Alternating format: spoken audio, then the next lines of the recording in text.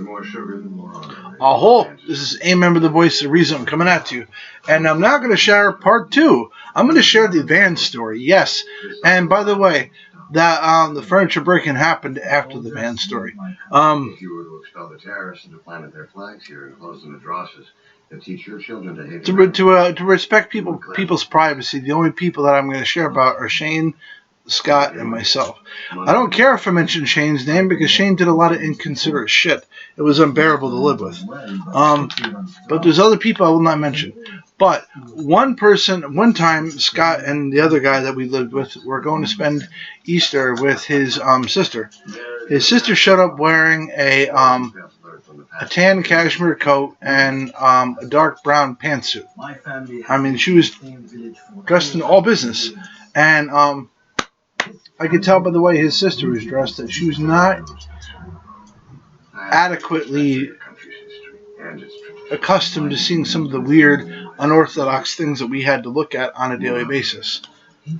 And they're talking, and I'm being polite and nice, whatever. I'm like, maybe you guys it's time to go. And Scott's getting mad and angry. He's like, Brian, what the fuck are you doing? Finally, I take Scott's shoulders, and I go like this. I forcefully turn him around. And Scott says, as he turns around, he goes, "Oh, good, dearly, holy fucking God. To be honest, I'm not sure. We need to go right now." And he's literally shoving the other two, his sister and the other guy, out the door. What he was looking at was Shane coming down the stairs in nothing but his tighty whities. The man had bigger tits than Dolly Parton. The president's position on private school vouchers is under review. The man had bigger moobs than Rush Limbaugh and Sam Kinison put together. The president is reviewing. I mean, Ron Jeremy looks slim and trim and slim compared to this guy, and that's pretty hard to do because Ron Jeremy is about as disgusting as they look, dressed like that. And the amount of embarrassment and shame that Scott would have had to face had they not rushed out the door would have been horrible. That's some of the crap that we had to deal with.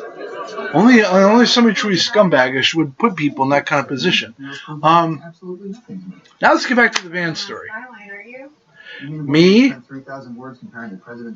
Scott, and two other guys, and Shane, we're all doing a scheduled food shopping day. Now bear in mind, this is before vans had 2 sliding doors. Minivans had 2 sliding doors. This is before minivans had windows that open up more, where they only open up that much. Now, when Shane farted, mustard gas was more forgiving than this man's ass. I would rather be at ground zero in the middle of fucking Hiroshima during World War II than to ever smell that man's farts ever again. But I knew I could cook. Boy, can you? So you have kids. I mean, holy fucking shit. That man, I don't know what the hell he ate. Like, sorry, what didn't he eat? Am I offending you? Huh? No. Okay. Do you remember that? Man, how bad were those? All too well. Come on. How bad were those farts? You remember them? They were disgusting. I'd rather stick my face in the toilet than ever smell that again. Correction, a fucking cesspool.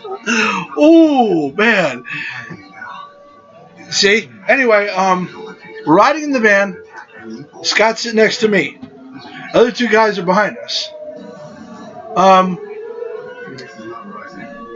Suddenly, Shane lets out one of his infamous SBDs.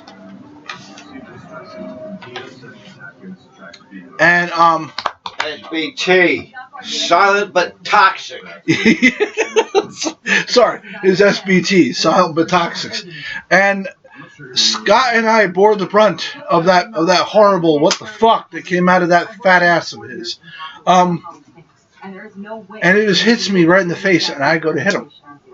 You're welcome to do things your way. Scott drapes his arms over me like this. The other guy's behind me. He's holding me. Get the fuck off. Get off me.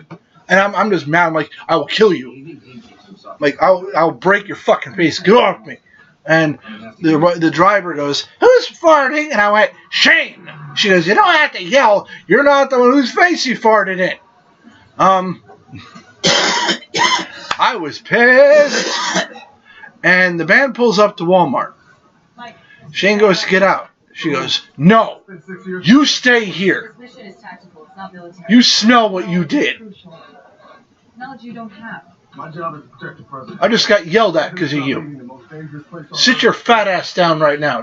I heard her say that. She was mad. I don't blame her for being mad. Me and Scott are fighting to get out of the van. And I kicked Scott and ran. The guy sitting behind me, as Scott's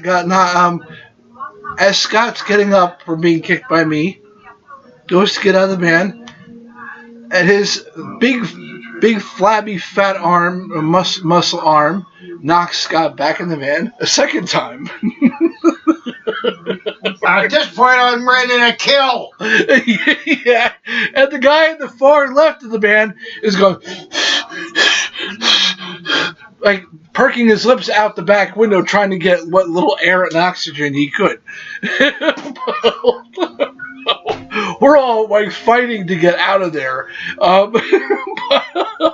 the time we went to get picked up, we all had like potpourri or Lysol or some scented spray in our hand, or Febreze. I mean, sorry, this is before they, right?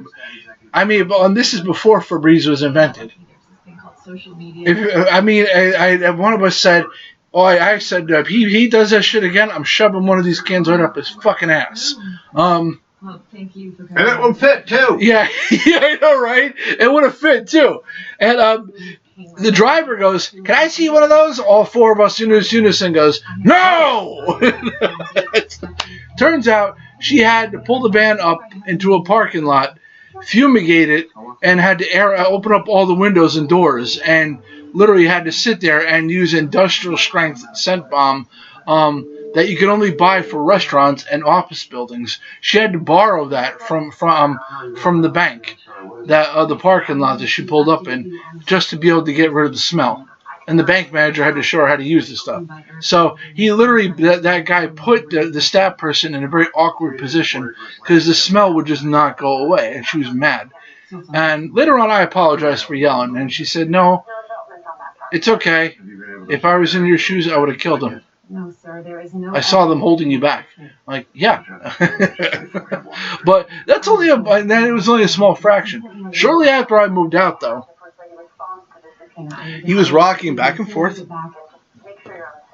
on a dining room chair this time. I have Emily. This time, the dining room chair had decided It had enough. Yes, sir. Yeah. So, wham! The legs gave out. He went flying backwards, and I guess he's rolling on his back like this. And Scott stood up, stood over him, looked down at him, pointed, and yelled, Title! Yes, I know it seems insensitive and mean, but we had put up with this shit for over 8 to 9 months straight. And there's only so much a person can tolerate when you're putting up with that. And, yeah, talk about the worst roommate in the world. I live with some, but that's right up there. I mean, I live with some fucked up people, but he is number 2 on the top 10 worst people I've ever lived with. He's not number 1. He did not make number 1. I'll tell you who number 1 is. I will save that for another time. But yeah, that's what living with him was like. Oh, and I'll add part 3 into the. I'll add part 3 as to what he did to my mother, and for my third video about him. This is a member of the Voice of Reason. Oh, and like I said, please subscribe. Click on the fire bell thingy. Show the love. I need more subscribers, please. Our job is to protect the president.